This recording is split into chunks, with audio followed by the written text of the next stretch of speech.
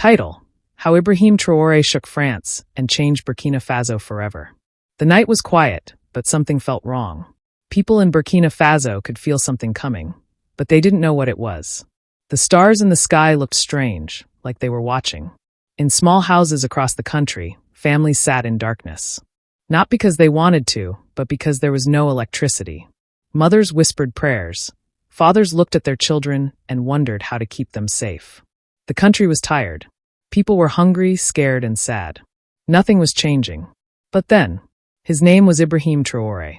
At first, nobody knew much about him. He was a young soldier. He didn't talk much. He worked hard. Some people said he was different. He cared.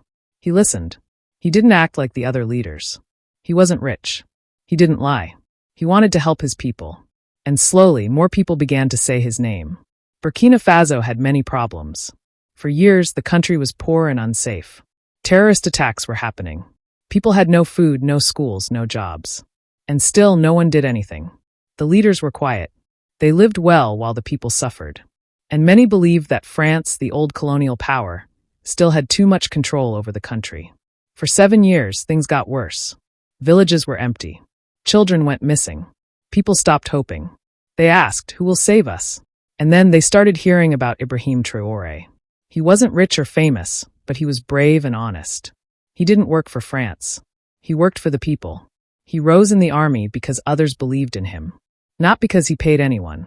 Not because he was powerful. But because he was real. His fellow soldiers trusted him. And then one day, everything changed. The government was removed. A new flag was raised. Traoré stood in front of the nation, young but strong. He became the president. Not through lies. Not through war. Through courage. He didn't make big promises. He told the truth. He said it would be hard. But he also said it would be worth it. He wanted Burkina Faso to be free. Free from foreign control. Free from fear. He started removing foreign soldiers from the country. He started asking big questions. Why don't we control our own money? Why are our people poor when our land is rich? France was not happy. They wanted to keep control. They called him dangerous. They tried to stop him. But he did not stop. He spoke clearly. He told the truth. And the people loved him for it. He walked in markets. He visited injured soldiers. He met with poor families. He didn't act like a king. He acted like one of them. People in other African countries started talking about him too. In Mali, Niger, Chad, and more places, people said, "We need a leader like Traoré." He became a symbol. A light in the dark. A voice for the poor. A fighter for Africa. France started to worry. Their power was falling. Their money was leaving. And it was all because of one man, Traoré. He reminded people of their history.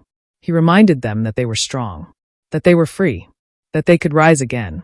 He helped train young people, not just to fight, but to think. He wanted them to protect their future. And the people gave him their trust. Even when life was still hard, they believed in him. Because he never gave up. He never lied. He stood with them. They say every generation has one great leader. Someone who doesn't kneel. Someone who speaks the truth. Someone who gives hope. For Burkina Faso, that leader was Traoré. Now the country is changing. The people are dancing again. Children are smiling. Old people are telling stories again. The world is watching. Some are afraid. Some are proud. But everyone knows something big has happened. Burkina Faso will never be the same. Africa will never be the same. Because one young man stood up. And because of him, the people stood up too. That is how Ibrahim Traoré shook France and changed Burkina Faso forever. Please, I plead with you to like, share, and subscribe for more interesting videos.